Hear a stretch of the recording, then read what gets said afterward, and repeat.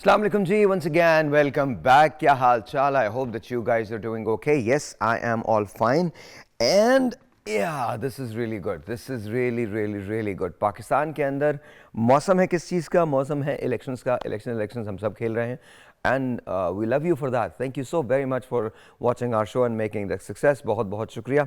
जनाब, इलेक्शन का दौर तो अब ये है कि आहिस्ता आहिस्ता जो इंडिपेंडेंट्स हैं उनकी सीट्स कम होती जा रही हैं और आहिस्ता आहिस्ता बाकी सीटें जो हैं वो बढ़ती चली जा रही हैं, जिसमें नवाज़ लीग की सीट्स जो हैं वो ज़्यादा शामिल हैं. कुछ लोग जो हैं वो नून लीग में शामिल हुए हैं, जिसमें वसीम कादिर साहब ने इसकी इब्तिदा की थी. और अब जो शामिल हुए हैं वो लोग, उसमें शमशेर मज़ारी, इमरान अकरम, सुहेल खान, खिज़र हुसैन मज़ारी और मोहम्मद गज़ीन अब्बासी शामिल हैं. खुरम बरक, जुल्फ़िकार अली शाह, साकिब चड्ढड़ एंड राना फयाज़ भी नून लीग का हिस्सा बन गए हैं. That means Noon league is pretty much on its way to form a government. Of course Bilawal Bhutto Zardari और आसिफ अली जरदारी साहब की मुलाकात हुई है. मौलाना फजल रहमान ने भी आमादगी ज़ाहिर की है. इंडिपेंडेंस का क्या होगा? मुझे फैसल वाबडा साहब की एक बात याद आती है. उन्होंने कहा था कि बाज़ार लगेगा, बोलियाँ लगेंगी.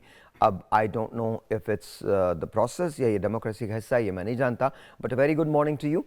प्रोग्राम के पहले हिस्से में तो हम ये सारी बातें करेंगे कि हुकूमत का वज़ीर आज़म कौन होगा, कौन बन सकता है. दूसरे हिस्से के अंदर हम बात करेंगे मोटापे पे. तो आइए, सबसे पहले मेरे अजीज़ दोस्तों में से, और मैं इनकी बहुत कदर करता हूँ, बहुत बड़े आदमी हैं. हाँ, हमारी खुशकिस्मती कि हमारे चैनल का, हमारे नेटवर्क का हिस्सा हैं फ़हीम सिद्दीकी साहब, ब्यूरो चीफ़ हैं कराची के. अस्सलाम वालेकुम फ़हीम. वालेकुम अस्सलाम साहिर, कैसे हैं आप? अल्लाह खैरियत का से हैं? शुक्र, बिल्कुल ठीक. गुड फ़हीम भाई, morning. Good morning, good to see you sir. वैसे थैंक यू. Same here. ये जुमला बड़ा मुश्किल हो जाता है बाद में तो, लेकिन बहरहाल गुड टू सी यू. अच्छा, ये मुझे बताइए, हो क्या रहा है सर? सबसे पहले तो लेट्स टॉक अबाउट, एक बहुत बड़ी ख़बर है. और मैं हाफिज़ साहब चूँकि मेरे निजी दोस्तों में से हैं, और हाफिज़ नईमुर रहमान साहब वो शख्स हैं जिनकी मैंने हमेशा कदर की है. उन्होंने जो कल बयान दिया है, उन्होंने कहा है कि हकदार को उसका हक मिलना चाहिए. How do you see it? आप उसे कैसे देखते हैं? देखिए, हाफिज नईमुर रहमान साहब ने अच्छी सियासत करते हैं और अच्छे उन्हें चीजें अब आ गई हैं. सियासत की जो ट्रिक्स हैं वो उन्हें आ गई हैं. इस वक्त मसला ये है कि जिस दिन वो जीते थे उसी दिन मैंने ये बात कहा था कि उनके पास अब 2 ओहदे आ चुके हैं. वो ऑलरेडी जो है वो यूसी चेयरमैन मुंतखब हुए थे और उसके बाद वो जो कराची की जो सिटी काउंसिल है बल्दियात की, उसमें जो है वो अपोजिशन लीडर भी हैं. जी. अब सिचुएशन ये थी कि उन्हें दोनों में से कोई एक ओहदा छोड़ना था. ओके. यहाँ मसला ये आ रहा था कि अगर वो जो है सिंध असेंबली के निशिस्त अपने पास रखते हैं, एक तो ये कि उन्हें सिंध असेंबली में सिर्फ 2 सीटें मिली हैं, वहां पर वो कोई बहुत ज्यादा अपोजिशन का किरदार अदा नहीं कर सकेंगे. बावजूद इसके कि असेंबली में पहुंचना बहुत अहम है उनके लिए. और सिंध असेंबली में जो इससे पहले जो 2018 की हुकूमत थी उसमें सिर्फ उनका एक उम्मीदवार पहुंच सका था, जब वो नहीं पहुंचे अब्दुल रशीद साहब. लेकिन 2 लोग हाफिज नईम साहब को मिलाकर पहुंचे तो हैं. लेकिन हाफिज नईम साहब ने मुनासिब ये समझा है कि वो जो है चले जाएं वहीं जहां पर जो है वो समझते हैं कि वो कराची के मसाइल के ऊपर बात कर सकते हैं. अच्छा, तो मुझे यूं लग रहा है कि इस वक्त जो जी जी बात हो बोले. रही है फ़हीम, वो ये भी बात हो रही है कि सिराजुल हक साहब ने इस्तीफ़ा दे दिया है. और ये एक बहुत बड़ी बात है, ये बहुत बड़ी बात है. 3 माह के बाद जब ये होगा तो हाफिज़ नईमुर रहमान साहब उसके फ्रंट रनर्स में से हैं. और ये एक बहुत बड़ी मिसाल कायम की है सिराजुल हक साहब ने कि ठीक है, मुझे मेजॉरिटी नहीं मिल सकी तो मैं इस्तीफ़ा दे रहा हूँ. How do you see that? हाँ, देखिए, पहली बार नहीं है. इससे पहले जो है जब काजी हुसैन अहमद साहब जो है वो काजी साहब, जमात जी इस्लामी बिल्कुल के अमीर थे बिल्कुल. और ऐसे ऐसे ही एक दफा जो है वो इलेक्शन में जब वो नहीं परफॉर्म कर पाए थे तो उन्होंने भी इस्तीफा दिया था. लेकिन उसके बाद जो शूरा थी उनकी, जी. उस शूरा ने जो उनसे कहा कि नहीं, आप इस मुल्क का जो सिस्टम खराब है और आपके कोई इसमें कसूर नहीं है और आप अपना इस्तीफा वापस लें. मुझे ये नजर आ रहा है कि इस दफा भी कुछ ऐसा ही होगा, क्योंकि मार्च में इनके इलेक्शन होने हैं बाकायदा तौर पर, जो अमीर जमात इस्लामी के इलेक्शन होते हैं, और अप्रैल तक जो है उसका रिजल्ट आ जाना है. ऑलराइट. अच्छा अच्छा. तो इस वक्त जो तीन है, आपने बिल्कुल ठीक कहा, हाफिज नईमुर रहमान से उसका हिस्सा है और उसमें लियाकत बलोच साहब भी हैं. सिर्फ लियाकत हाफिज बलो, नईमुर रहमान साहब नहीं है, बिल्कुल 3 बिल्कुल. लोग हैं इस वक्त. अच्छा, ये बताइए वजीर आजम कौन आ रहा है? सारी बातें छोड़ना, ये बताना वजीर आजम कौन बन रहा है, सदर कौन बन रहा है, सेनेट का चेयरमैन कौन बन रहा है? और देखें, साहिर, मैंने तो इन सारे ओहदों से मना कर दिया है. ठीक है, मेरा कोई मूड नहीं है. लेकिन ये अच्छा, ये तो अच्छा अब हुआ. सिचुएशन ये है. पूछा तो हाल है ना, बड़ी मुश्किल है. देखिए, पूछा तो मुझसे भी गया था, मैंने भी मना कर दिया. मैंने कहा यार देखिए, मैं तो मतलब आज मूड नहीं है वजीर आजम होने का, शायद चंद माह के साहिर, अंदर. आप ऐसे ही शहर फूकते रहे काफी है. अच्छा, बहुत बहुत शुक्रिया. तो आपकी माहिराना राय में कौन क्या हो सकता है? मुलाकातें तो जारी हैं. देखिए, मुलाकातें जारी हैं और बहुत ही इस वक्त जो है ना ट्रिकी पोजीशन आ गई है. और मैंने आपके प्रोग्राम में कुछ दिन पहले इलेक्शन से पहले जो एक जुमला कहा था कि मुझे तो ये लगता है कि किसी स्टेज पर जो है नवाज शरीफ साहब ये कहते हुए नजर ना आए कि मुझे क्यों बुलाया।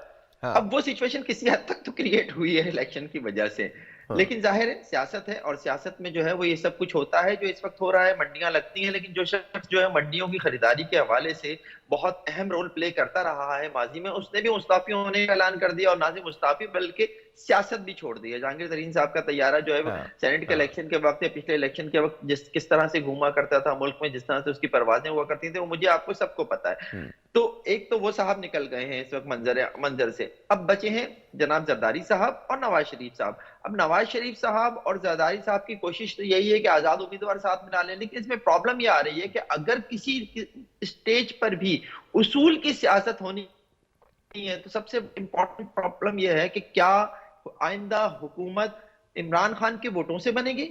वो वोट जिस वक्त आजाद उम्मीदवारों के पास है वो तो इमरान खान का वोट है, लेकिन अगर कोई भी हुकूमत, चाहे वो पाकिस्तान पीपल्स पार्टी, उन्हें आजाद उम्मीदवारों को अपने साथ शामिल कर लेती है या नवाज शरीफ उसे अपने साथ शामिल कर लेते हैं, तो क्या वो इमरान खान के वोटों से हुकूमत बनाने जा रहे हैं। ये है बेसिकली इस वक्त सबसे बड़ी प्रॉब्लम सियासतदानों को। और जाहिर है आने वाले वक्त जो है वो आसान तो नहीं है इस मुल्क के लिए। जो मईशत का हाल है, जिस तरह का आपका आईएमएफ से मुआहिदा है, जिस तरह से आपने बिजली गैस की कीमतों में भी इजाफा करना है, जिस तरह से आपने मुख्तलिफ किस्म के टैक्सेस अभी लगाने हैं, तो हुकूमत लेने के लिए नहीं, कोई भी अकेले लेकिन तैयार ही नहीं है। लेकिन मैं एक सवाल आपसे करना चाहता हूं फ़हीम। और मैंने जब मैं नासिर बेग साहब से बात कर रहा था तब भी मैंने जिक्र किया था, जब शहजाद से बात की तब भी जिक्र किया, आपसे शायद ये बात रह गई थी। मैंने इलेक्शन से पहले ये कहा था कि एक डार्क हॉर्स है जो आएगा। अच्छा, वो रीज़न मैंने क्या कहा, मैंने वो डार्क हॉर्स की तशबीह क्यों दी थी? बिकॉज आवाम के सेंटिमेंट्स को मैं जानता हूं कि आवाम के सेंटिमेंट्स क्या हैं, एक आम आदमी क्या सोच रहा है। आम आदमी बहुत बाशऊर हो गया, उसने खुल के वोट दिया है, न सिर्फ वोट दिया है बल्कि अपने वोट के लिए वो खड़ा भी हुआ है और आज भी खड़ा हुआ है। तो अब ये पुरानी politics has to go away. It can't really last for ever. ऐसा नहीं है कि अब ये हमेशा रहेगी। ये शायद ये हुकूमत तो बनाने में कामयाब हो जाएं, but this is one of the last governments that we are seeing. इसके बाद चेंज ने, तब्दीली ने आना है। मैं इमरान खान की बात नहीं कर रहा, मैं ओवरऑल पाकिस्तान के पॉलिटिकल सिनेरियो की बात कर रहा हूं। Do you agree with that? देखिए, मैं आपसे एग्री इसलिए कर सकता हूं फिलहाल थोड़ी देर के लिए कि जाहिर है नया वोटर बहुत ज्यादा इन हुआ है और वो चाहता है कि उसके वोट को इज्जत मिले। लेकिन मसला ये है कि पाकिस्तान बहुत ही, सिर्फ ये नहीं है कि यहाँ पर जो है वो सिर्फ और सिर्फ पाकिस्तान के अंदर ही पॉलिटिक्स होती है। पाकिस्तान को बहुत ज्यादा जो है वो बाहर के दबाव का भी सामना रहता है। बिल्कुल सही। और अगर आप जो है पाकिस्तान की तारीख उठाकर पढ़ लें और उसके ऊपर लिखी हुई बहुत सी किताबें पढ़ लें, तो आपको जो है बेनजीर भुट्टो जब दूसरी मरतबा वजीर आजम बनी थी, तो उस वक्त जो है जो इंटरनेशनल प्रेशर था उन्हें वजीर आजम बनाने के लिए, वो भी आपको पता होगा कि किस तरह का प्रेशर था। तो ये कह देना कि पाकिस्तान की आवाम की मर्जी से फैसले होते हैं, ये किसी हद तक जो है मैं आपकी बात मान लूंगा, लेकिन फिर वो यही होगा कि ऑफ द रिकॉर्ड में आपसे बाहर बैठकर कहूंगा कि यार शायद क्या बातें कर रहे थे मॉर्निंग शो में बैठकर। तो देखिए बात ये है कि इस मुल्क में आप मुझसे कुछ अच्छा होना चाहिए। आप वही मुझसे ऑन द रिकॉर्ड भी यही कह रहे हैं, तो इट्स ओके, कोई बात नहीं। आपने ऑफ द रिकॉर्ड नहीं कहा है, आपने ऑन द रिकॉर्ड कहा है। अच्छा, मुझे ये बताइए एक मुलाकात, अब आप समझ जाएंगे कि मैं क्या क्या कह रहा हूँ, और किसी हद तक इसमें आपकी बात की तायीद होगी जो आपने अभी जिक्र किया है। एक मुलाकात थी जो जरदारी साहब और बिलावल साहब और शहबाज शरीफ साहब और मरीम नवाज साहिबा और इन लोगों के, इन वक्त के दरमियान होनी थी। फिर अचानक वो मुलाकात कैंसिल कर दी गई। अगले दिन डोनाल्ड ब्लूम से मुलाकात हुई बिलावल भुट्टो साहब की, एंड देन फिर ये सारी मुलाकातें जो हैं वो शुरू हो गई हैं। तो क्या आपके ख्याल में क्या उस मुलाकात में हुआ है कि आप लोगों ने हुकूमत बनानी है, ये 2.5 साल की हुकूमत होगी या ये 5 साल इस हुकूमत जो आएगी ये पूरा करेगी? Do you any speculation? देखिए, दुनिया हमसे ये चाहती है कि पाकिस्तान में जमहूरियत हो, बिल्कुल और वो ठीक। जमहूरियत के लिए कुछ फेसेस जो हैं वो सामने रखने पड़ते हैं। अगर आप मुशर्रफ साहब के दौर से उठाकर देख लीजिए तो हम ये करते आ रहे हैं कि हमने जो है वो सामने फेस रखे हैं। जान मोहम्मद जमाली साहब हों, थोड़े थोड़े अरसे के लिए हम चेंज भी करते रहे। हमारा ये बड़ा मजे का एक वो है कि हम माजी में भी करते रहे। लोग समझ रहे हैं कि पहली मरतबा जो है वो 2.5 साल का कोई फार्मूला सामने आ रहा है, या 3 साल या 2 साल का कोई फार्मूला सामने आ रहा है, लेकिन ये हम माजी में करते रहे हैं। आपको परवेज मुशर्रफ साहब का दौर याद होगा, जान मोहम्मद जमाली साहब, फिर शौकत अजीज साहब, फिर एक अगला दौर आता है उसमें नवाज शरीफ साहब, यूसुफ रजा गिलानी साहब, फिर राइट। एक दौर आता है जिसमें जो है वो राजा परवेज अशरफ साहब और दूसरे साहब, फिर अभी ये जो आखिरी पीडीएम का था इसमें इमरान खान साहब और शहबाज शरीफ साहब, और सिर्फ इसी को क्यों मैं बलोचिस्तान की अगर बात करूं तो वो वहां मालिक साहब, अब्दुल मालिक साहब और सनाउल्लाह जहरी साहब भी 2.5 साल हुकूमत कर चुके हैं। तो ये फार्मूला इस मुल्क में चल चुका है। असल सिर्फ ये है कि आपने जमहूरियत दिखानी है इस मुल्क में, और ये एक अच्छी बात है, अब होना भी चाहिए। मुल्क में हम इलेक्शन हुए तो उसके नतीजे में जमहूरी हुकूमत आनी चाहिए, फॉर्म होना चाहिए हुकूमत को। इसमें जाहिर है मुश्किलें हैं, बहुत ज्यादा मुश्किलात हैं इस वक्त। पीडीएम 2 अगर बनती है तो मेरे हिसाब से तो इसलिए मैं इसे वेलकम करूंगा कि अगर पीडीएम 2 में जो है वही 7 जमातें जो पीडीएम 1 का हिस्सा थी वही शामिल होंगी, तो मैं समझता हूं कि कराची के लिए बहुत अच्छा होगा। कराची के लिए अच्छा अच्छा, क्यों मैं होगा, मैं जब इसको इस तरह से लेता मैं हूं। फ़हीम फ़हीम मैं एक ब्रेक लेता हूँ। ब्रेक के बाद कराची पे बात करेंगे और इकोनॉमिक करेंगे कि पाकिस्तान की इकोनॉमिक्स का क्या हाल होगा। ठीक है, मान लिया कि गवर्नमेंट बन जाएगी, लेकिन गवर्नमेंट बनने के बाद क्या आम आदमी को उसका फ्रूट मिलेगा? क्या स्टेबिलिटी आएगी? क्या डॉलर कम होगा? क्या पेट्रोल और गैस की प्राइसेस नीचे जाएंगी? क्या आम आम चीज़ें सस्ती होंगी? क्या, और फिर एक बहुत क्रूशल सवाल, अगर नून लीग नामजद करती है तो क्या शहबाज शरीफ को नामजद करेंगी नून लीग, या फिर नवाज शरीफ साहब को नामजद करेंगी? जो by the looks of it मुझे नहीं लगता कि नवाज शरीफ साहब खुद इस ओहदे में अब बहुत ज़्यादा दिलचस्पी रखते हैं, क्योंकि वो एक दो तिहाई मेजोरिटी चाहते थे जो नहीं मिली है। लेकिन इन सवालों का जवाब लेंगे फ़हीम से एक छोटे से ब्रेक के बाद।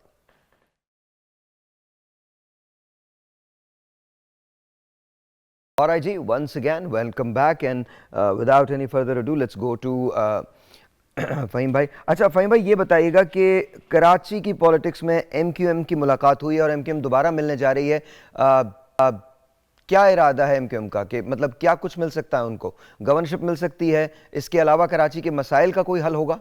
तो मैं बता ही रहा था आपके सवाल के जवाब में कि एमक्यूएम जो है इस वक्त बहुत अच्छी पोजीशन में है 17 सीटों के साथ। हाँ। और वो उसकी पोजीशन इस वक्त ये है कि वो हुकूमत बनाने में यानी हुकूमत साजी में उसका बहुत अहम किरदार होगा।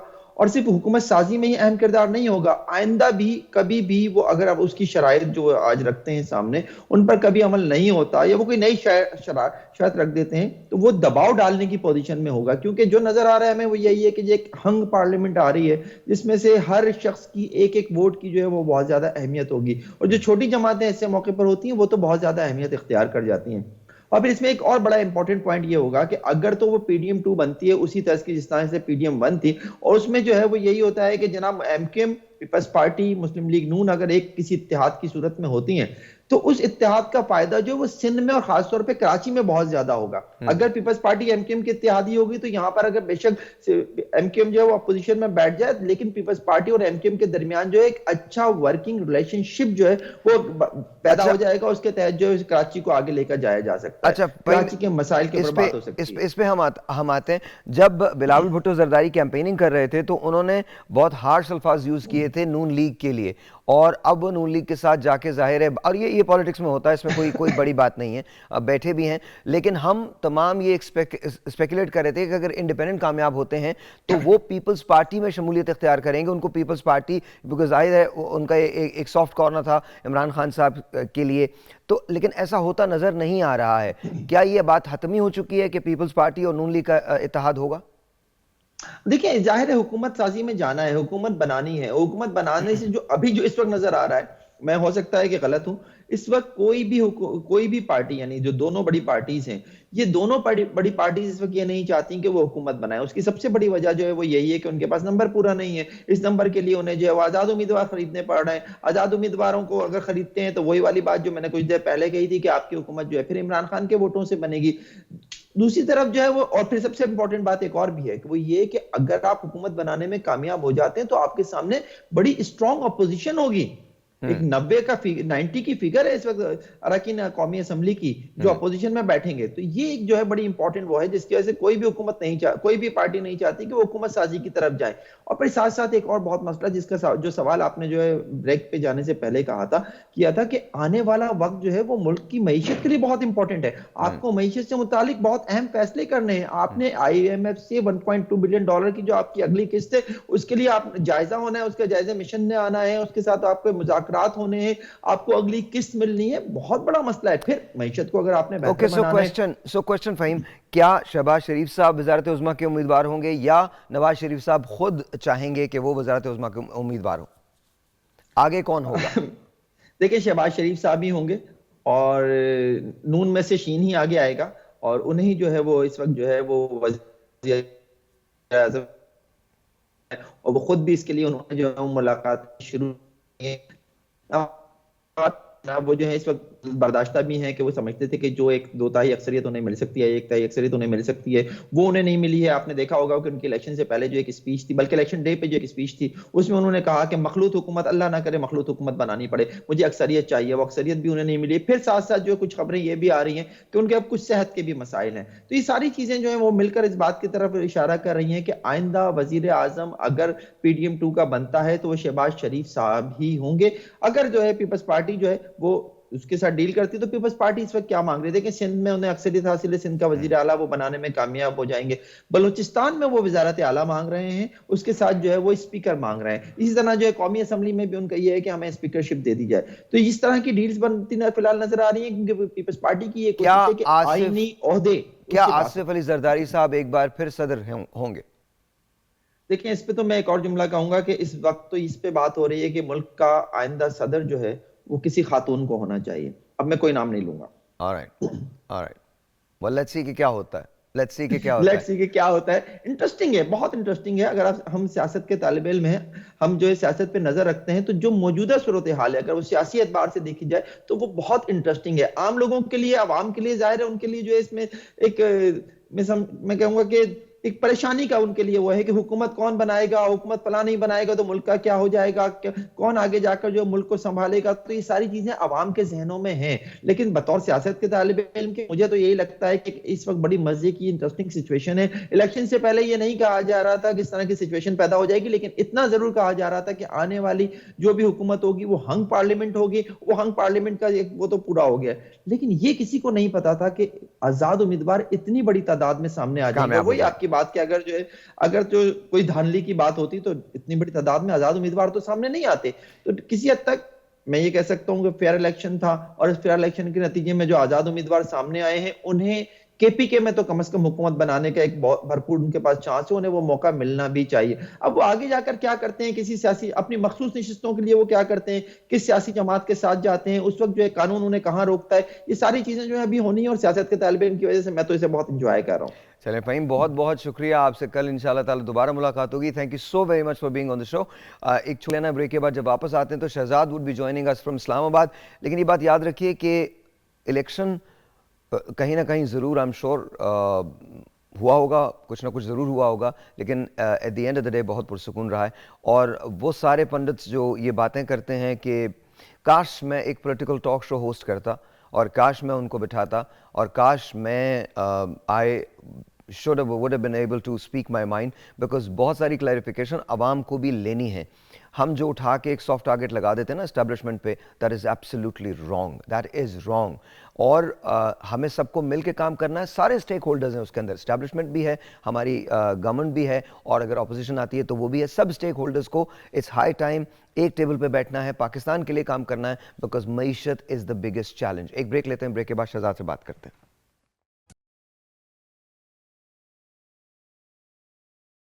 अस्सलाम वालेकुम जी, वंस अगैन वेलकम बैक। और हम बात करते हैं, इस पहले आवर के अंदर बहुत ज़्यादा बात होती है पाकिस्तान की पॉलिटिक्स के हवाले से। और इस वक्त अब जो चैनल उठा के देखें, जिस चैनल को देखें, अदर देन एंटरटेनमेंट चैनल्स, जितने भी न्यूज़ चैनल्स हैं वो सब के सब एक ही बात कर रहे हैं कि हुकूमत का वज़ीर आज़म कौन होगा, वज़ीर आला कौन होगा, सदर कौन होगा, सेनेट का चेयरमैन कौन होगा, ये और पाकिस्तान की मईशत का क्या हाल होना है, कौन सी जमात किस जमात से जाके मिलेगी। इसी सिलसिले में बात करने के लिए हमने शहजाद अनवर से रिक्वेस्ट की थी। Shahzad is with us from Islamabad. अस्सलाम वालेकुम शहजाद साहब। जी वालेकुम अस्सलाम। कैसे हैं आप, ठीक हैं? अल्हम्दुलिल्लाह, आप बताइए।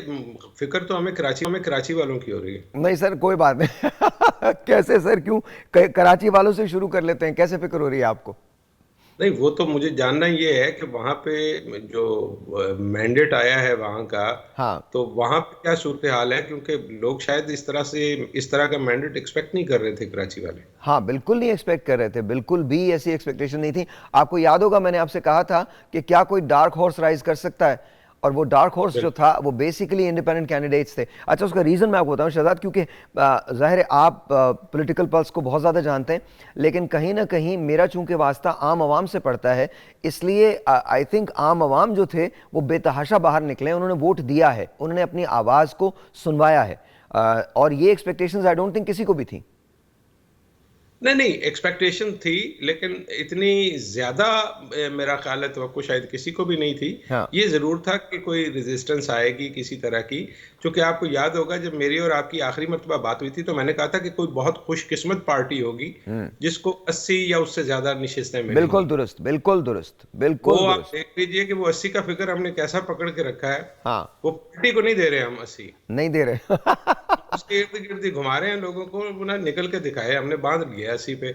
और बाकी रही बात आम आदमियों से आपकी मुलाकात की, तो भाई मैं हूं वो आम आदमी। आप तो आम आदमियों से मिलते हैं, मैं आम आदमी हूं, देखिए।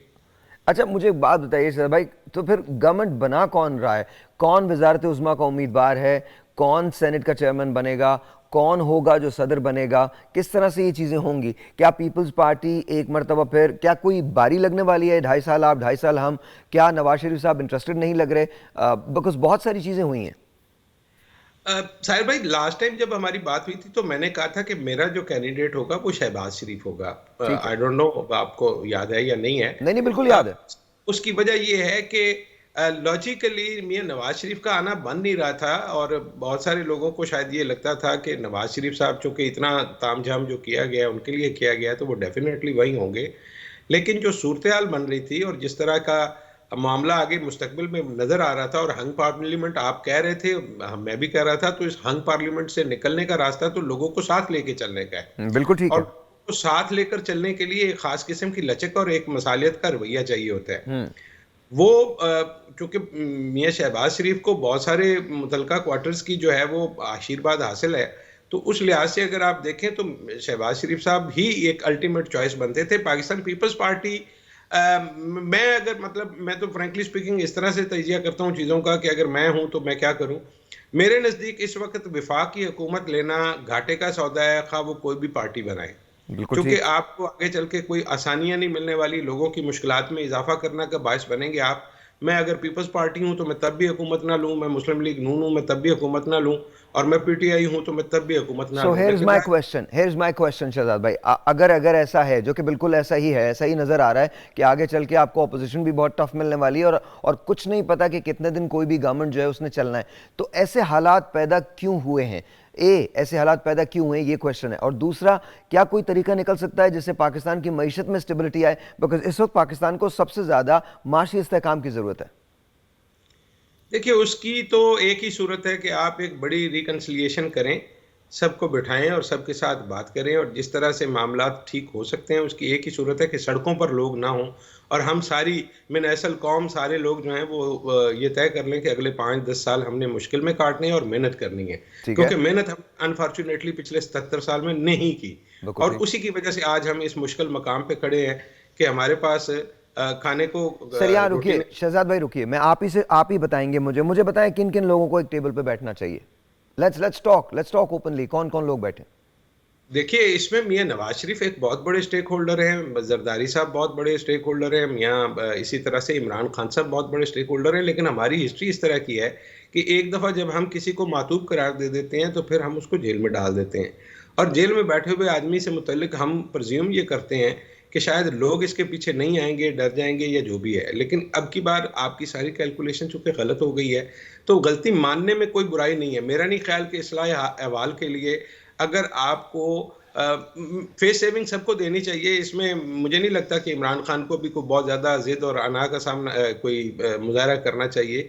उसको बड़ेपन का मुजाहरा करना चाहिए। अगर उसको अवाम ने मैंडेट दिया है तो उसको एक बड़े लीडर की तरह बिहेव करना चाहिए, और अगर इस वक्त हालात ऐसे नहीं है कि वो खुद फ्रंट पे आए, तो वो एक मुनासिब किस्म की क़यादत को इख्तियार दे और उसको आगे लाए। दूसरी जानिब से भी लचक का मुजाहरा होना चाहिए और उसका जो मैंडेट है उसको तस्लीम किया जाना चाहिए, ताकि ये हम सारे लोग मिल के एक कौमी गोल की तरफ और कौमी तरक्की के गोल को अचीव करने की तरफ जा सकें। अदरवाइज अगर आपने, मैं समझता हूँ कि इन तीनों में से कोई एक फरीक भी बाहर रहता है तो वो सड़कों पे रहेगा, और जब तक आप सड़कों पे रहेंगे कोई आदमी, बहुत सारे लोग कहते हैं कि जी मियां नवाज शरीफ साहब अगर वजीर आजम आ जाएंगे तो वो फलां 3 मुल्क हैं वो इतने पैसे दे देंगे, फलां इतने पैसे दे देगा। मैं seriously I don't believe it. उसकी वजह यह है कि अगर आपकी सड़कों पे अनरेस्ट है और अगर किसी को यही एतमाद नहीं है कि आपकी असल सरमायाकारी वापस आएगी, तो आपसे मुनाफे का तलबगार कौन होगा और क्यों वो आपको इतने पैसे देगा कि जिससे आप अपनी मईशत सुधार सकें। बैरिस्टर गौहर ने एक बात कही थी, उन्होंने कहा था कि जो बिकेगा हम उसके खिलाफ अदालत में जाएंगे। ए कितना पॉसिबल ये है, कितना क्या कितनी वायबिलिटी इस चीज़ के अंदर है। बी दूसरा सवाल ये उन्होंने कहा कि हम कोशिश कर रहे हैं कि इंडिपेंडेंट बन के, हम इंडिपेंडेंट रहते हुए हुकूमत को फॉर्म कर लें किसी के साथ मिलके। क्या ऐसा पॉसिबल है? नहीं, ऐसा मुमकिन नहीं है। उसकी वजह ये है कि बतौर इंडिपेंडेंट आप सारे के सारे इंडिपेंडेंट एक तरफ भी लगा दें, जिसमें से अभी मेरा ख्याल है 2-3 तो जा चुके हैं। अभी उसमें भी बड़ा मोर देन दैट तकरीबन 10 लोग। सिवाय लाहौर वाले के, बाकी का तो प्योरली नहीं पता कि वो वाकईतन आज़ाद थे या वो पीटीआई बैक्ड आज़ाद थे। लेकिन प्रॉब्लम ये है कि उनको जब तक मखसूस नशिस्तों का कोटा नहीं मिलता, जो कि इस सूरत हाल में नहीं मिलेगा। स्पीकर जो है वो पाकिस्तान पीपल्स पार्टी अगर ले लेती है और राजा परवेज अशरफ स्पीकर होते हैं अगले, तो मेरा नहीं ख्याल कि वो इस तरह की कोई रूलिंग देंगे या उनको अलाउ करेंगे। हाँ, अनटिल अनलेस पसे पर्दा कहीं पे कोई बात हो जाए और वो इस पे आमादा हो जाए कि जनाब चले ठीक है, इनको एक पार्लिमानी ग्रुप जो है वो तश्कील करने की इजाज़त है और इनको इनके हिस्से के मुताबिक कोटा भी दे देते हैं। उसके बाद भी मुझे तो ये इस बात में ज़्यादा सच्चाई नज़र आती है कि पाकिस्तान पीपल्स पार्टी बगैर वजारतों के और बगैर उहदों के मुस्लिम लीग नून को सपोर्ट ज़रूर करेगी, क्योंकि अगर पीटीआई के साथ आप रिकनसाइल नहीं करते तो इसका मतलब ये है कि अगला सेटअप चाहे आप उसको अभी खड़ा कर लें, वो ज़्यादा देर नहीं चलेगा। तो ये समझ, आपके ख्याल में कितनी देर तक अगला सेटअप रहने वाला है? व्हाट डू यू थिंक कि अगर गवर्नमेंट आती है, फैसल बावडा साहब ने, और चूंकि मैं उनकी बड़ी कदर करता हूँ, उनके बहुत सारे बयानात, खासे एग्रेसिव आदमी है, मुझे हमेशा से बहुत पसंद रहे, लेकिन उनके बहुत सारे बयानात शुरू में जो लोग सीरियस नहीं लेते थे, अब उनको बहुत सीरियस लेने लगे। उन्होंने कहा जी आप गवर्नमेंट को लेके आ जाएं, लेकिन किसी को भी लेके आए, अगर नवाज शरीफ आएंगे तो प्रॉब्ली 6 महीने से 1.25 साल, और अगर कोई और गवर्नमेंट आ जाती है तो वो 2.5 साल की मेहमान होगी। Is that true? ऐसा है? मुझे 2 साल या उससे कम लग रहा है, 2.5 साल ज्यादा हो जाएगा। 2.5 साल तक मैं जाता हुआ नहीं देख रहा। मेरे हिसाब से अगली गवर्नमेंट जो है वो मैक्सिमम 2 साल निकाल पाएगी, अगर आपने इन लोगों के साथ बैठकर बात ना की। और बात करने का मतलब है बात करनी है, आपने उनके कान पकड़वा के मनवाना नहीं है उनसे, कुछ ले और दो करें आप। मतलब पॉलिटिक्स में गिव एंड टेक है, आप उनको कुछ दें कुछ उनसे लें। मेरा ख्याल है कि अर्ली इलेक्शन अगर आप उनको 2 साल के अंदर दे देते हैं और उनसे वादा ले लेते हैं कि 2 साल तक आप सड़कों पर नहीं आएंगे और जो निज़ाम चल रहा है चलता रहेगा। कुछ उनकी शिकायत मैंडेट के हवाले से हैं, जो उनको लगता है कि उनकी कुछ नशिस्तें हैं नहीं, लेकिन सर हियर्स माय क्वेश्चन, अगर 2 साल में आप दोबारा इलेक्शंस के अंदर चले जाते हैं, इंटरनेशनल फोरम पे आपकी कोई स्टैंडिंग नहीं होगी, आप किसी भी गवर्नमेंट को सस्टेन कर ही नहीं पा रहे हैं, कोई आप पे ट्रस्ट कर ही नहीं पा रहा है, कोई आपके मुल्क में सरमायाकारी वैसे भी नहीं करेगा। अगर 2 साल के लिए कोई गवर्नमेंट आ रही है तो उसका तो कोई स्टैचर ही नहीं है। साहिर भाई देखिए, बात ये है कि मैंने अभी आपसे गुजारिश की कि ये गिव एंड टेक है। मैं पूरी इस दयानतदारी से ये समझता हूँ कि जहां पे हम खड़े हैं शायद पीटीआई को वफाक में हुकूमत बनाने का ना तो मौका मिलेगा और ना कोई बनाने देगा उसको। अच्छा, अगर उसको बनाने नहीं देंगे और उससे कहेंगे कि आप चुप रहे, तो वो अनलिमिटेड 5 साल के लिए तो खामोश होकर नहीं बैठेगा। अपोजिशन का काम तो यही होता है कि वो शोर मचाए। यहाँ पे तो जो डिजाइन मुझे लग रहा है कि पीपल्स पार्टी हुकूमत फॉर्म करने में मदद करेगी और उसके बाद अपोजिशन की सीटों पर भी खुद ही बैठ जाएगी और पीटीआई की नशिस्तें इतनी कम हो जाएंगी कि वो अपोजिशन लीडर का भी मर्तबा हासिल ना कर पाए। मुझे इस तरह का लगता है। लेकिन ये सारे का सारा आर्टिफिशियल एक इंतजाम होगा जो ज्यादा देर चलता हुआ दिखाई नहीं देता। आप कितनी देर तक खींच लेंगे? जबरदस्ती का रिश्ता, शादी नहीं चलती, मियाँ बीवी नहीं बस सकते एक घर में, आप पूरा मुल्क चलाने की बात कर रहे हैं। सर ये कब तक होता रहेगा ऐसा? इसके लिए कोई ऐसा कोई फार्मूला है अदर देन के साथ मिलके हम एक साथ बैठ सकें? कोई ऐसा फार्मूला है, कोई सालिसी के तौर पे, चाइना सालिसी के तौर पे आए, चाइना हमें कुछ गाइडलाइंस दे, या it has to be us? It has to be us. ये हम हैं जिन्होंने ठीक होना है। देखिए, हमारा एक कौमी मुनाफिकत का जो रवैया है ना, हम सारे लोग जमहूरियत का राग अलापते हैं और जमहूरियत की माला जपते हैं, लेकिन मेरे नज़दीक हमारी सियासत का ना तो जमहूरियत से कोई ताल्लुक है, ना ही हमारी सियासत का असूलों से कोई ताल्लुक है। हम जमहूरियत को सिर्फ एक सीढ़ी के तौर पर इस्तेमाल करते हैं इक़्तिदार के असूल के लिए, और उसके बाद अपने सारे किए हुए वादे भूल जाते हैं। अगर हमारा जमहूरियत पर इतना ही यकीन होता तो हम अपनी जमातों के अंदर भी जो है वो जमहूरियत लाते, सियासी जमातें अपने लीडरों का इंतखाब करती। पूरी दुनिया में कोई शख्स नागुज़ीर नहीं है, एक आता है एक चला जाता है, ऐसा तो नहीं है। अमेरिका में भी 2 टर्म्स दी हुई हैं, बरतानिया में आप देख लें कि पिछले सर कुछ आई अरसे में रियली अप्रिशिएट इट। मेरे पास क्योंकि टाइम नहीं है शायद भाई, आपसे बात करके हमेशा खुशी होती है। Thank you so very much for being on the show. Honestly you are wonderful. आपने जो बातें की हैं वो मुझे बहुत अच्छी लगी हैं। आपने कहा कि पूरी दुनिया के अंदर कोई भी नागुज़ीर नहीं है, ये बात 100% दुरुस्त है। I really respect you. बहुत बहुत शुक्रिया आपका हमारे साथ होने का। इंशाल्लाह फिर जब आपके पास टाइम हो आप कीजिएगा। जैसे शहजाद भाई ने कहा है, I second him, it has to be us, it has to be us. हमारे अलावा कोई फैसला नहीं कर सकता। मिनहसुल कौम हमें आज ये डिसाइड करना है कि हम किस जगह खड़े हैं। याद रखिए, अगर हमने ये डिसाइड कर लिया कि हम तरक्की करना चाहते हैं तो दुनिया की कोई ताकत हमें रोक नहीं सकती, और अगर हमने ये डिसाइड कर लिया कि हम कुछ नहीं करना चाहते तो दुनिया की कोई ताकत हमें तरक्की नहीं करवा सकती। एक ब्रेक लेते हैं। ब्रेक के बाद डॉक्टर साहिबान हमारे साथ मेहमान होंगे और हम बात करेंगे मोटापे पे। अगर आप ओवरवेट हैं तो याद रखिए, आज वो दिन है जहां हम बहुत सारी आपको ऐसी तरकीबें बताएंगे जिससे आपका वजन कम हो सकता है। ब्रेक के बाद।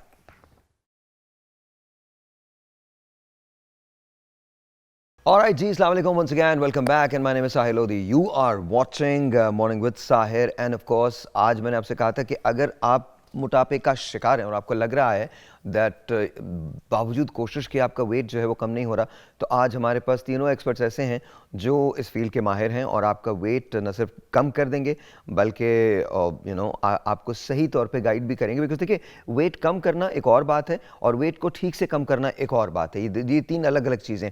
तो सबसे पहले let's say hello to doctor Khurram Mushir who is with us we are DSNG in Karachi. अस्सलाम वालेकुम डॉक्टर साहब, हाउ आर यू? सलाम साहिर, कैसे हैं आप? ठीक ठाक हैं? आई एम ऑल गुड अल्हम्दुलिल्लाह। बहुत बहुत शुक्रिया। Thank you for being on the show. बहुत बहुत शुक्रिया सर, थैंक यू। बहुत शुक्रिया सर। मेरे लिए बड़ा ऑनर होता है साहिर, आपके शो में लोग इतने मोहब्बत से देख रहे होते हैं, इतना लोग रिलेट करते हैं आपसे। और अभी मैं आपका प्रोग्राम सुन रहा था साहिर, आपने बताया कि हमें ये होता है कि पता नहीं हम लोग फैसले के लिए भी, मतलब जैसे अगर कोई डाइट करनी है या कोई फैसला करना है, हम लोग दूसरों के ही मोहताज हैं। मतलब पता नहीं क्यों। ट्रू है ना, कुछ खुद फैसला नहीं कर पाते। ट्रू, बिल्कुल दोस्त। अभी इस सिलसिले में बात करते हैं डॉक्टर साहब, अभी बात करते हैं। हमारे साथ रिमशा शाहिद मौजूद हैं। प्लीज़ इनके लिए दुआएं भी कीजिएगा बिकॉज कल इनका फाइनल एग्जाम है। She is doing her masters. तो Rimsha, thank you for being here on the show. बहुत बहुत शुक्रिया, बहुत बहुत शुक्रिया। And of course doctor Kanza Aftab is here. बहुत बहुत शुक्रिया मैम आपका भी। Thank you so very much for being here. सबसे पहले will start with you doctor साहबा। मुझे ये बताइए कि ये मोटापे के रीजंस क्या होते हैं? क्या इसमें हमारा फूड इनटेक होता है या हमारी, अच्छा इसमें हम ओवरऑल क्वेश्चनिंग करेंगे और तीनों से करेंगे और तीनों से फिर राय पूछेंगे। क्या इसमें हमारा फूड बड़ा पार्ट प्ले करता है या हमारा लेजी होना बहुत पार्ट प्ले करता है या हमारी इरेगुलर ईटिंग हैबिट्स बहुत पार्ट प्ले करती हैं या हार्मोनल इम्बैलेंसेस जो होते हैं वो बहुत पार्ट प्ले करते हैं? वजह क्या होती है? देखिए, आपने सारी चीज़ें ही बता दी। आप लोगों के साथ रहते रहते थोड़ा स्मार्ट हो गया। जी बिल्कुल। और इसमें लेकिन सबसे इम्पॉर्टेंट चीज़ जो है वो फिज़िकल एक्टिविटी का ना होना है। हम लेज़ी हो गए हैं बहुत, फिज़िकल एक्टिविटी नहीं है हमारे किसी भी उसमें। हमारे कामकाज बहुत आसान हो गए हैं, बैठे बैठे एक क्लिक से सारे काम हो जाते हैं। तो फिज़िकल एक्टिविटी का ना होना जो है वो मेजर कॉज है। लेकिन ऑब्वियसली ईटिंग हैबिट्स कुछ चेंज हो गई हमारी और हमने खाना 3-3, 4-4 बजे हम खाने लगे। जी बिल्कुल। स्लीप साइकिल्स चेंज हो गए जो अल्लाह ताला ने बनाया था कि मॉर्निंग में अर्ली मॉर्निंग उठें फजर के बाद और दिन का आगाज़ करें और रात को 8 बजे तक सो जाएं, तो हमने उसको बिल्कुल ही चेंज कर दिया। और जब फिर 3 से हम 4-5 मील्स पे भी पहुंच गए, क्योंकि रात को अगर आप 3 बजे तक जागेंगे तो 12 से 1 बजे के दरमियान भूख लगेगी ज़रूर। तो उसमें फिर ऑर्डर्स आ रहे हैं और पिज़्ज़ास खाए जा रहे हैं। तो ये चीज़ें जो हैं सब मैटर करती हैं। ऑब्वियसली उसके बाद फिर जीन्स का भी रोल है। कुछ बीमारियां ऐसी हैं जैसे कि हाइपोथायरॉयडिज्म, डायबिटीज़, इसके साथ मोटापा आता है। पहले ज़माना होता था जब इन्फेक्शंस की वबाएं फूटती थी, लेकिन आजकल जो है मोटापे की वबा है।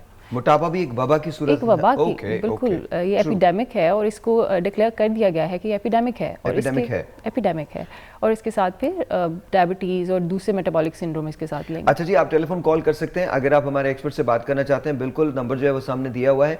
मोटापे से बीमारियां क्या होती हैं इसके बारे में बात करेंगे, but let's go to doctor Khurram. Doctor साहब, मुझे ये बताइएगा क्या विरासत में, मुरूसियत में मोटापा मिलता है? जी बिल्कुल साहिर, मिलता है, बिल्कुल मिलता है। भाई लोग अक्सर बात करते हैं साहिर कि हम लोग गंजे जल्दी हो रहे हैं या हमारी स्किन टाइप ऐसी है या मोटापा, बिल्कुल विरासत में मिलता है, मगर आप पे बहुत डिपेंड करता है कि आप कितनी एफर्ट करते हैं। अच्छा, पहले लोग इतने कॉन्शियस भी नहीं थे, फिर नॉर्मल चीज़ें खाते थे, फिर इतना लोगों को आइडिया नहीं था। अच्छा, एक थोड़ी बात ये इंपॉर्टेंट है कि आप विरासत में अगर है तो उसको कंट्रोल कर सकते हैं। थर्ड चीज बड़ी इंपॉर्टेंट है कि एक तो आपको शौक होना चाहिए कि वेट कम करें, मगर जो एक जुनून हो गया है, एक ऑब्सेशन हो गया है कि वो वीडियोस देख देख के पूरी रात यूट्यूब और इंस्टाग्राम देख के कि ये शेप हो जाए, उसके लिए लोग बहुत गड़बड़ करते हैं कि आप डाइट तो वही ले रहे हैं कि फ्राइड चीज़ों के बगैर आपको गुजारा नहीं है, आप मूवमेंट नहीं करते, आप मेहनत नहीं करना चाहते, फिर आप चाहते हैं कि बिल्कुल आप साइज 0 हो जाए।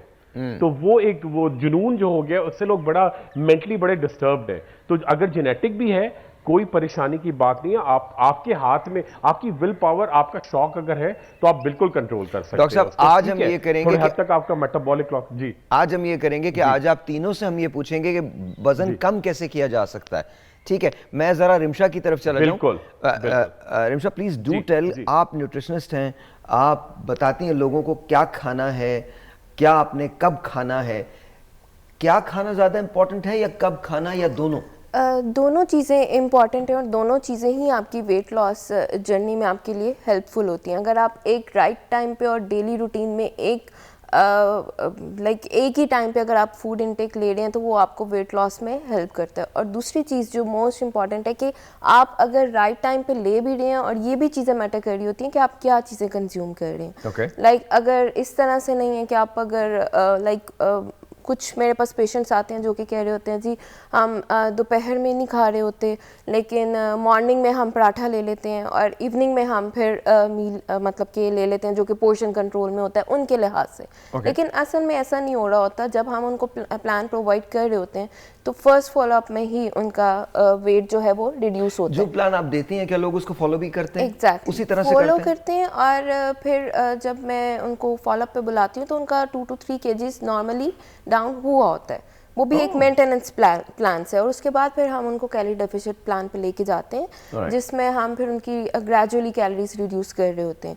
तो वो उनके लिए वो प्लान्स जो हैं वो वर्क करते हैं डेफिनेटली, लेकिन वो चीज़ मैटर कर रही होती है कि आप क्या फूड इनटेक ले रहे हैं। अगर हमारे पास 5 फूड ग्रुप्स हैं तो ये एक ज़रूरी बात है कि हम हर फूड ग्रुप में से। डॉक्टर साहब, मैं इतना ज़हीन आदमी नहीं हूँ मैं। मुझे ये बताइए, जैसे हम ऐसी बात करते हैं बिकॉज मैं चाहता हूँ कि लोग जो देख रहे हैं, बिकॉज बहुत सारी चीज़ें ऐसी हैं जो टेक्निकली तो आप बता देंगी, लेकिन बहुत सारे लोग जो देख रहे होंगे उनको समझ नहीं आएगा। लेट्स से कि हम नाश्ते में बोले तो नाश्ते में क्या खाना चाहिए और नाश्ता कितने बजे करना चाहिए? अच्छा, एक तो ये चीज़ है कि आपको मैक्सिमम 8-9 बजे नाश्ता कर लेना चाहिए। और 8-9 बजे एग्जैक्टली। और जिस टाइम पे आप उठ रहे हैं उसके विद इन 1 आवर आपको अपना ब्रेकफास्ट जो है वो कंप्लीट कर लेना चाहिए। सेकेंडली ये चीज़ है कि आप एग इनटेक, तो अगर तो कोई इशू नहीं है, अगर कोई एलर्जी वगैरह का प्रॉब्लम नहीं है तो एग तो एक ज़रूरी चीज़ है जिसमें आपको डिफरेंट न्यूट्रिएंट्स मिल रहे हैं, तो वो एक आपके लिए अच्छी चीज़ है। उसके साथ आप अगर पसंद करते हैं तो ब्राउन ब्रेड की तरफ जाएं, वाइट ब्रेड की तरफ ना जाएं, उसको अवॉइड करें, ब्राउन ब्रेड लें, तो वो चीज़ें आपके लिए ज़्यादा इफेक्टिव। डॉक्टर साहब, आपकी तरफ आता हूँ। जब लोग आपके पास आते हैं तो या तो ओबीस हो चुके होते हैं या वो ओबेसिटी की तरफ तकरीबन जा चुके होते हैं, और जब वो आपके पास आते हैं तो आपसे ये कहते हैं कि आप कोई ऐसा प्रोसीजर कर दें जिससे एक मिरेकल हो जाए, बिकॉज 10 दिन के बाद शादी आने वाली है, 10 दिन के बाद कुछ और होने वाला है। तो वो उस मेंटालिटी को चेंज कैसे किया जाए, हेल्दी ईटिंग की तरफ, हेल्दी हैबिट्स की तरफ कैसे आया जाए? बिकॉज आई नो कि ऐसे प्रोसीजर्स मौजूद हैं जो आपको 2 हफ्ते के अंदर पतला कर सकते हैं। बिल्कुल जी बिल्कुल। इसमें देखें, prevention is always better than cure. तो अगर आप देख रहे हैं कि आपकी टेंडेंसी है और आपने वेट गेन करना शुरू कर दिया है, और अगर आपने 5-10 kgs अभी जस्ट गेन किया है, तो बहुत अच्छे चांसेस हैं कि आप फॉल बैक कर सकते हैं अपने हेल्दी BMI की तरफ। तो उसको इस पर चेक रखना चाहिए। It's a lifestyle. आपको अपनी डाइट को देखना चाहिए। रोज़ाना 20 मिनट्स की वॉक या रन वॉक जो 20 मिनट्स की ड्यूरेशन में हो, वो ज़रूर इनकॉर्पोरेट करनी चाहिए अपनी डेली रूटीन में, ताकि आप इस डाइट को देखने से और साथ ही इतना वॉक एक्सरसाइज को इनकॉर्पोरेट करने से आप 5-10 kgs आराम से लूज़ कर सकते हैं। अच्छा, मैं आपको बताता हूँ, अब मुझे थोड़ी सी इजाज़त मिली डॉक्टर्स की तरफ से कि मैं 12 से 18 मील डेली रन किया करता था एक ज़माने में। अब मुझे इजाज़त मिली है दोबारा से। I had an episode, doctors just not, they were reluctant कि मैं नहीं करूँ, तो अब मुझे इजाज़त मिली है कि मैं चल सकता हूँ। तो मैं आपको अपना अब रूटीन बता रहा हूँ। मैं हर रोज़ सुबह, शाम और फिर रात, इसमें मैं चलता हूँ। अच्छा, और मैं चलता हूँ तकरीबन मेरे ख्याल में 12 मील के करीब। और उसके अंदर मैं जिस तरह से चलता हूँ, मैं अपना सेलफोन मेरे पास होता है इन केस ऑफ इमरजेंसी, लेकिन मैं कोई चीज़ सुनता नहीं, मैं म्यूज़िक नहीं सुनता, कुछ भी नहीं सुनता। आई कीप थिंकिंग मुझे ऐसे लगता है कि वो जो रिलैक्सेशन आपको मिलती है वो बहुत अच्छी होती है। कभी ट्राई करके देखिएगा, और कहीं आपको जाने की ज़रूरत नहीं। मैं जिस बिल्डिंग में रहता हूँ उसी बिल्डिंग की छत पे मैं ये कर रहा होता हूँ, मैं ये चक्कर लगाता हूँ, और रात को बहुत हसीन मौसम होता है, बहुत खूबसूरत मौसम होता है, सर्दी होती है, my brain is absolutely empty, I think about a lot of things in my life. कभी ये ट्राई करके देखिएगा, आप बहुत हेल्दी रहेंगे और आपको नींद बहुत अच्छी आएगी। डॉक्टर साहब, अगर मोटापा हो जाए, डॉक्टर खुर्रम, अगर मोटापा हो जाए तो उससे क्या क्या चीज़ें होती हैं जिसके रिस्क पे आप होते हैं, from diabetes to heart attack? Diabetes, heart attack, घुटनों का, जोड़ों का दर्द, आपका मेटाबॉलिक क्लॉक बहुत स्लो होने से एक तो आप डिप्रेशन में सबसे इंपॉर्टेंट चले जाते हैं, आपकी स्किन बिल्कुल सैगी हो जाती है। अच्छा, आपका एक बिल्कुल मोटिवेशनल फैक्टर खत्म हो जाता है कि आप कोई काम करने का दिल नहीं चाहता, हार्ट बीट आपकी बैलेंस नहीं होती, कोई भी सिस्टम आपका। अच्छा, सिर्फ हार्ट बीट बैलेंस ना होने की वजूहात और भी हो सकती हैं। हाँ, वो भी बहुत सारी हो सकती है, मगर ये भी बहुत बड़ा मेजर फैक्टर है। हाँ, नहीं है। वो भी होते हैं। हाँ। अच्छा, उसके अलावा फ्रीक्वेंसी ऑफ, बिल्कुल, यूरिनेशन बहुत आपको फ्रीक्वेंटली होती है, ठीक है। डायबिटीज आपकी अगर कंट्रोल नहीं है, डेफिनेटली आपको बेताब भूख लगती है, आपको इतनी हर वक्त क्रेविंग रहती है। हाँ। अच्छा, और लोग क्या करते हैं कि अपनी डाइट में सिंथेटिक चीजें ज्यादा इस्तेमाल करते हैं, व्हाइट शक्कर, केक, पेस्ट्रीज, बेकरी की चीजें, उसके अलावा पानी नहीं पीते। पानी पियेंगे तो ठंडा पियेंगे। हाँ। कोशिश करें कि जी अगर अच्छी मिट्टी का, ज़ाहिर आपकी बात मुझे बिल्कुल याद है कि कोई मिट्टी खराब, आजकल मिट्टी इतनी खराब आने लगी है, तो कोई अच्छी मिट्टी का घड़ा या सुराही घर में रखें, वो बड़ा इफेक्टिव होता है। उसका पानी सुबह सवेरे 3 ग्लास आप जरूर पी लिया करें। सुराही का पानी? और उसके बाद आप कोशिश करें कि सुराही अच्छी सी हो, सुराही Yeah, मटका of हो, course. उसका पानी आप पिया करें, ऑफ कोर्स, है ना। वो बड़ा हेल्दी होता है, और उसमें आपको एक तो आपको मिनरल्स बहुत सारे मिलेंगे, ठीक है। आपका वेट देर से रिड्यूस होगा, और जो आपका मेटाबॉलिक क्लॉक बहुत तेज होगी, क्योंकि ठंडा पानी पीने से आपका मेटाबॉलिज्म बहुत स्लो हो जाता है। ऑलराइट, हम एक छोटा सा ब्रेक लेते हैं। ब्रेक के बाद जब वापस आएंगे तो आप तीनों से पूछेंगे किसी के वेट बहुत ज़्यादा हो तो कम करने के तरीके क्या हैं, और मैं आपको बाकायदा एग्जांपल्स देके पूछूंगा ताकि आप सब लोग जो देख रहे हैं उनके लिए आसानी हो, बिकॉज बहुत सारे लोग देखते हैं और कहते हैं शायद ये तो मेरा मसला नहीं है। एक बात याद रखिएगा, अगर आप टोटके ट्राई करना चाहते हैं तो ज़रूर कीजिए, लेकिन खुदा का वास्ता हाथ जोड़ के कह रहा हूँ, डॉक्टर से मशवरा ज़रूर कर लीजिए ये। और अगर आप किसी सर्जिकल प्रोसीजर की तरफ जाते हैं तो don't be a Google doctor, जाके वो बलून वाला ट्रीटमेंट, वो ये वाला ट्रीटमेंट मत लें। Please consult a doctor. Doctor आपको बता सकता है, कोई सर्जन आपको बता सकता है कि आपको क्या करना है। अपने पूरे टेस्ट करवाएं। जब वापस आते हैं तो हम बातें करेंगे इन सारी चीज़ों के बारे में, लेकिन एक ब्रेक के बाद।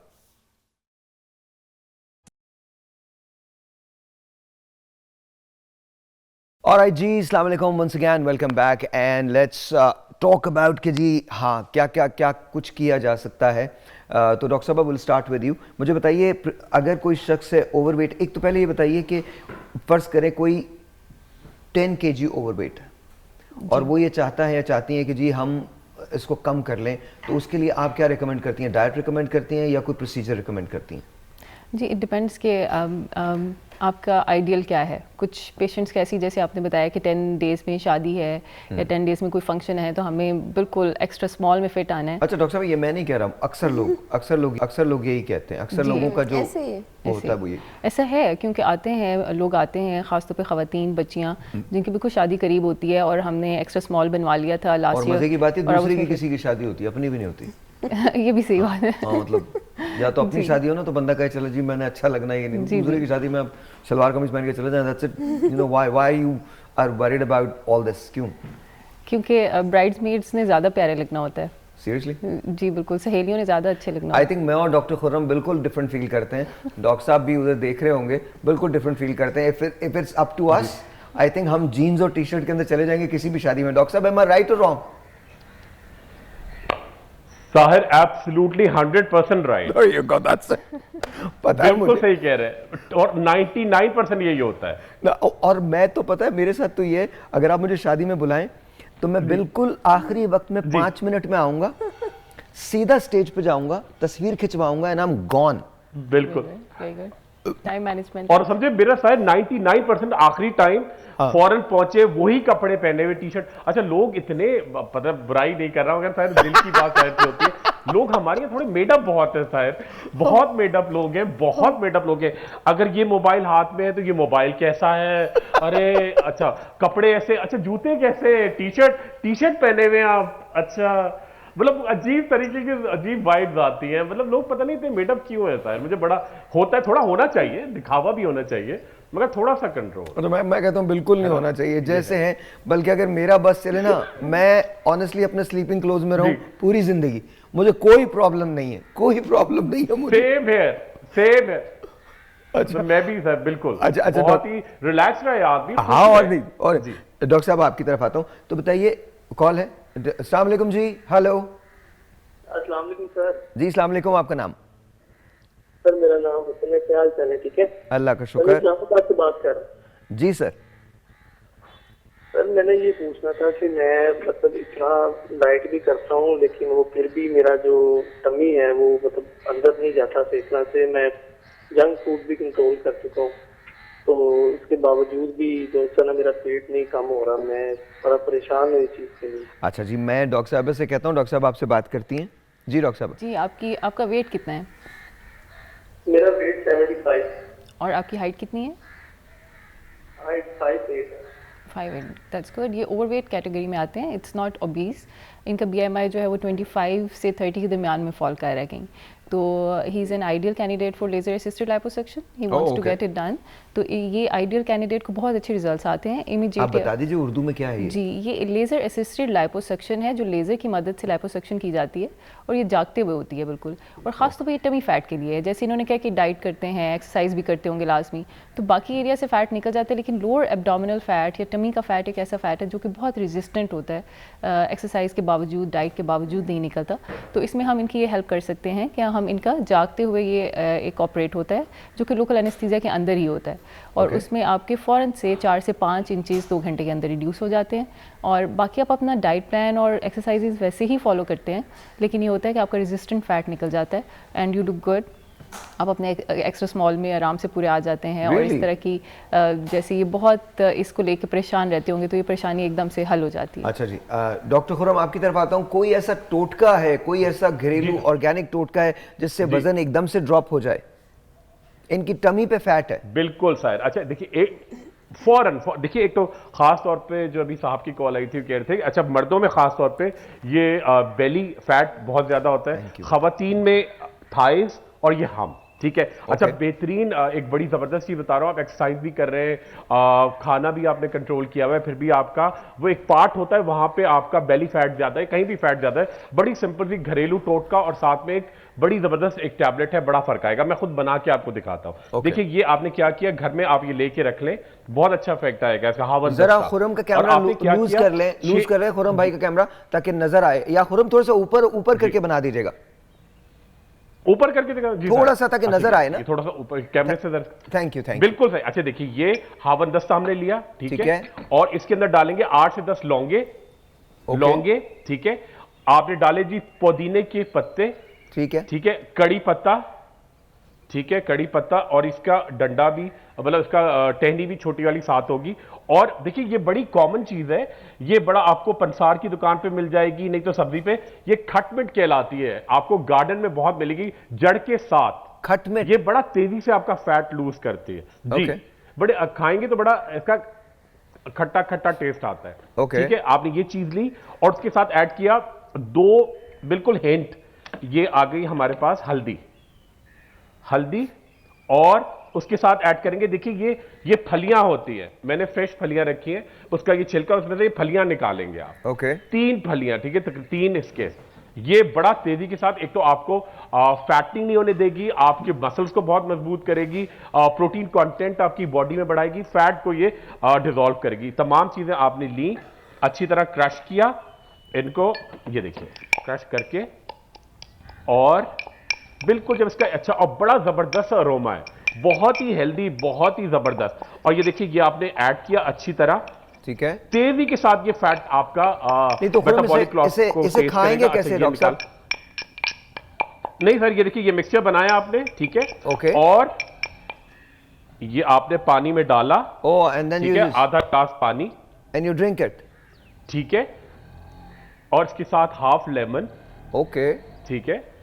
आप देखिए, अभी आपको पी के दिखाऊंगा, बहुत तेज, बहुत फिलिंग, आपको कॉन्स्टिपेशन, एसिडिटी, आपका फैट बर्न करना, और एक टैबलेट पूरे पाकिस्तान में अवेलेबल है, एच बेरी, ओके ठीक है। इसके अंदर क्या है, आपकी जब आप वेट लूज करते हैं तो आपकी स्किन सैग कर जाती है, जी जी बिल्कुल, या आपकी स्किन पे रिंकल्स आ जाते हैं, तो ये आपको ग्लो भी करेगी। और ये देखिए, ये आपको क्या नाम है साथ में इस टैबलेट का? ग्लास स्किन का इफेक्ट देगी। इस टैबलेट का नाम क्या है? High berry, high berry, high berry, high berry. ये देखिए, high berry, high berry, cranberry और हिबिस्कस जो चाइना फ्लावर होता है उसका एक्सट्रैक्ट है। ये देखिए, मैं टैबलेट आपको खा के दिखा रहा हूं साथ में। ये आपने पानी बनाया, ठीक है, और ये आपने टैबलेट की फॉर्म, ये देखें, ये आपने एक टैबलेट ली, ये वाली, ठीक है। मैं इसको आपको थोड़ा सा ये देख, और इसी पानी के साथ आपने तो खा ली? कैप्सूल खा ले, नहीं तो ये देखिए, इसी के अंदर या तो चाहे आपको, अगर ये देखिए, ये स्ट्रॉबेरी क्रैनबेरी का एक्सट्रैक्ट, ये बिल्कुल रेड वाला। आप या एम्प्यूल खा सकते हैं या उसको बड़ा टेस्टी तोड़ के उसमें डाल भी सकते हैं। नहीं, आप खास बिल्कुल। और ये आपने पूरा ग्लास आप पी जाए रोजाना नहार में। ऑलराइट, इससे बेली फैट कम हो जाएगा। अच्छा जी, एक टेलीफोन कॉल है, लेकिन उससे पहले आप बहुत जल्दी बेली फैट कम।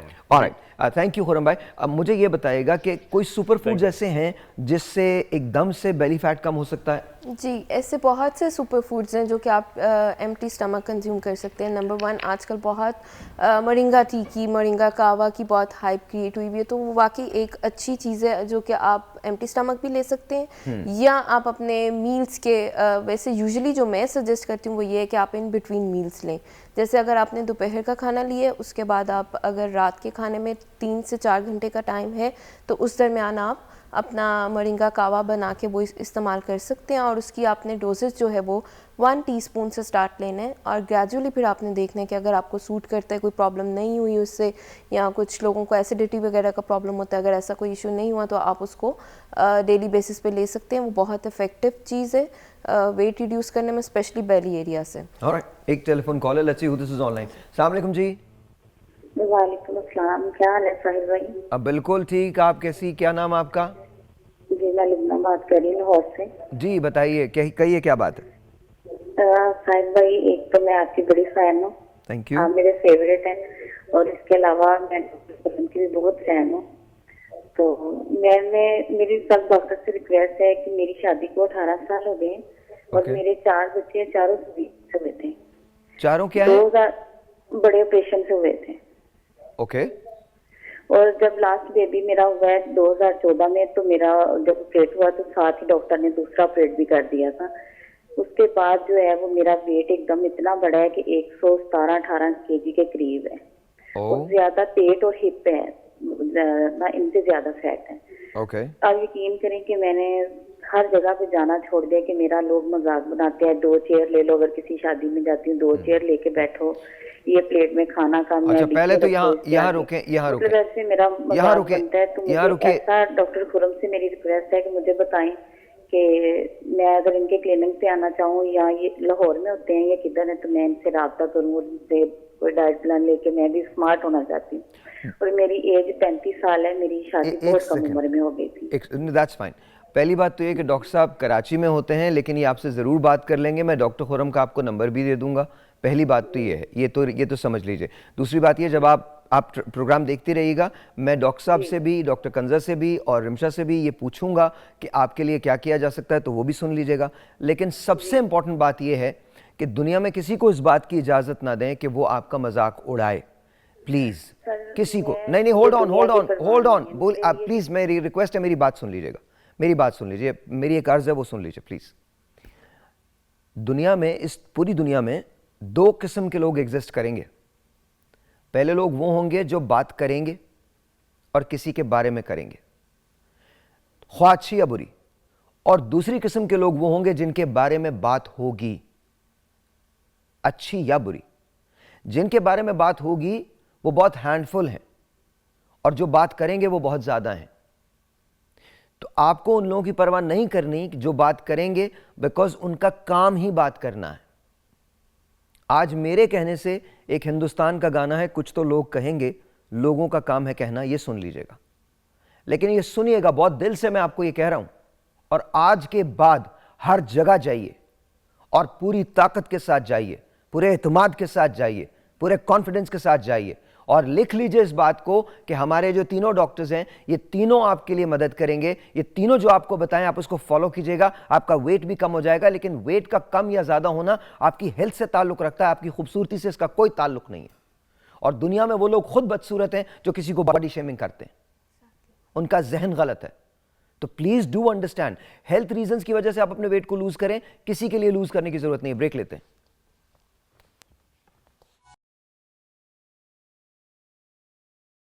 कुछ लोग आपकी ज़िंदगी में बहुत इंपॉर्टेंट होते हैं और कुछ लोग आपके रूहानी उस्ताद होते हैं। मेरी मुलाकात ज़िया मोहिउद्दीन साहब से 2 मरतबा हुई है।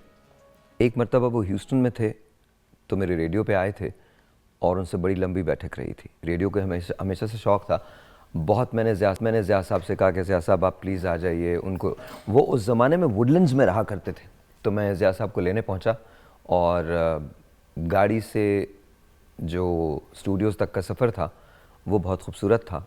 एक बार उनसे तब मुलाकात हुई थी और एक बार मेरी मुलाकात ज़िया साहब से एक्चुअली न्यूयॉर्क में हुई थी। हम दोनों एयरपोर्ट पे थे and obviously I said hello to him and we sat and we spoke and we talked. कुछ लोग ऐसे होते हैं जो जब चले जाते हैं तो पता चलता है कि कितना बड़ा खिला है।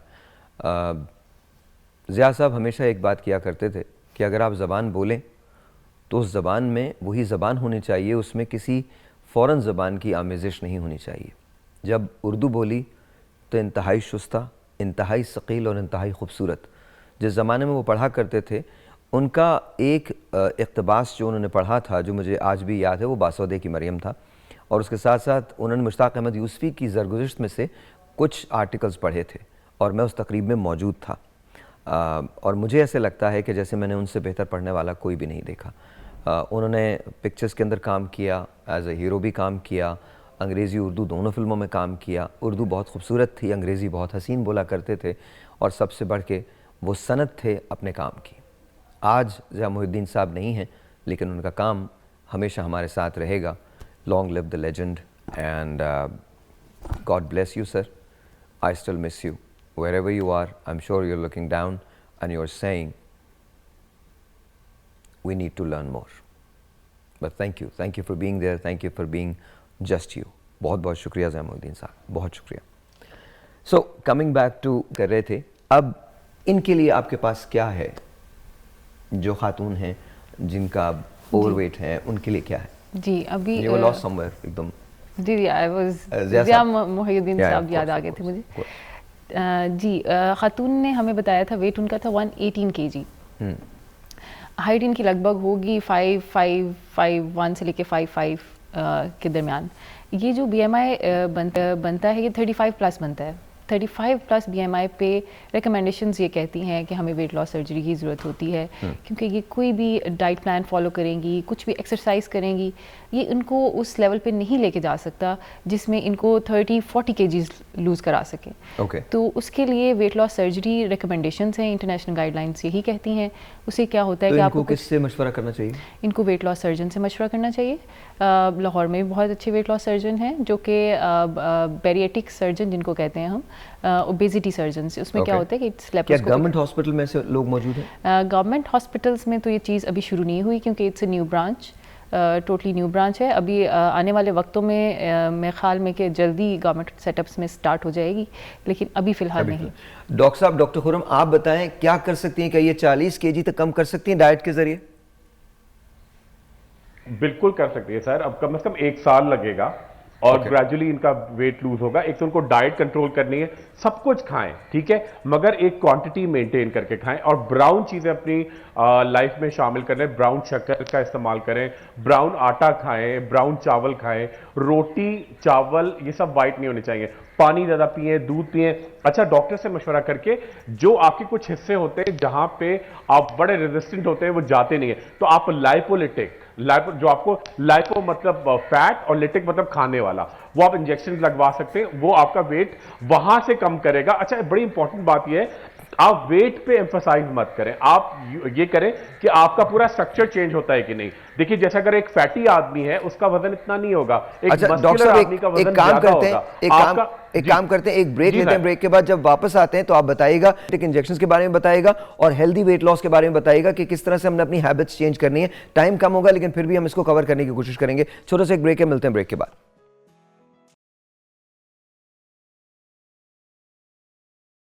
जी अस्सलाम वालेकुम वंस अगेन, वेलकम बैक। और मेरे साथ हैं जाहिद भाई। जाहिद भाई जल्दी वेरी क्विकली आज क्या बना? Alfredo pasta. कुकिंग क्रीम में बनता है, चिकन होता है, ऑलिव्स, हालापिनो और ख़ास तौर पे इसमें जो बेसल के पत्ते क्रश करके डाले जाते हैं। मज़े का है ना? जी बहुत मज़े का। डन।